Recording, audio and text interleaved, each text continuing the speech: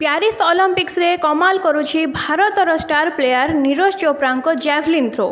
योग्यता पर्याय रे प्रथम प्रयास ही से फाइनल टिकेट हातेइछंती भारतर एही सुनापुओ। आज स्वर्ण पदक पाई हेबो फाइनल फाइट। टोकियो परे प्यारिस ओलंपिक्स रे मध्य स्वर्ण जीतबार सबुठारु बड़ दाबीदार रखिछंती नीरज। योग्यता पर्याय रे नीरज 1 नंबर स्थान रे थिबा बेले तांको निकटतर मध्य होई पारि नाहंती अन्य प्रतियोगी। तेणु नीरज स्वर्ण जीतबा नै प्रति भारतीयों मन रे रहिछि आशा।